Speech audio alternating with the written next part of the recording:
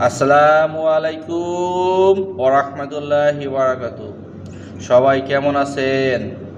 ইসলামের সঠিক পথটা মানুন ও বোন, আপনারা সঠিক পথটা মানুন। ইউটিউবে নাচানাচি করিয়েন না, ফেসবুকে নাচানাচি করেন না, টিকটকে নাচানাচি করেন না। ইসলামের সঠিক পথ মেনে চলার চেষ্টা করুন। কি হবে নাচানাচি দিয়ে? কাল বাদে আজ বাদে কাল মরে যখন যাবেন, তখন ওপরে কি হিসাব দেবেন?